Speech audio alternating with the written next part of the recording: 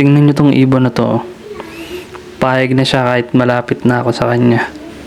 Dati kasi sobrang ilap nitong ibon na to. Nakikita pa lang niya akong papalapit sa cage niya. Naglililipad na siya, sumisigaw na siya, nag-iingay na siya. Lalo na kapag pinasok ko yung kamay ko, pag maglalagay ako ng pagkain niya. Sobrang takot. So, ang ginawa ko sa kanya, nilimit ko yung pagkain. Hindi ko siya nilalagyan ng patuka, tubig lang. Sinubukan kong i-offer sa kanya yung patuka or yung birdseed sa kamay ko. Yan, ganyan. So, may mga ilang araw bago siya lumapit eh. Pero basta umaga, hindi ko siya bibigyan.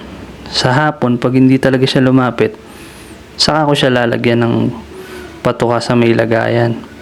Mga 2 days, 3 days siguro, bago siya nagpakita ng interest kagaya ng sa video. Yung lumalapit na siya. Tapos tumukha na siya sa kamay ko. Hindi ko naman to gustong paamuhin ng sobra.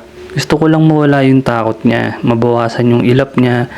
Mawala yung pagiging magugulatin. Tapos nung tumutaka na siya, ginagawa ko pa rin yun ng mga sumunod na araw. Binibigay ko sa umaga. Tapos after nun, nilalagay ko na dun sa ceramic feeder niya. Iniiwan ko na dun yung natira niya. Kalauna, nasanay na siya. So hindi ko na ginagawa.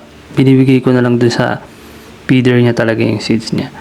Hanggang sa nasanay siya, hindi na siya naglililipad, nag-iingay pag pinapasok ko yung kamay ko. Although lumalayo pa rin, pero hindi na kagaya dati na sobrang gulat niya, naglililipad siya pabalik-balik. Kasi nagdidehado yung pakpak nila pag ganun eh.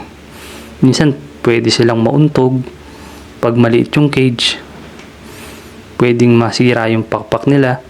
Subukan nyo din to sa mga sobrang iilap na ibon nyo. No, basta sa umaga, try nyo yung kamay. Pag ayaw, hapon, bigyan nyo na sa lagayan.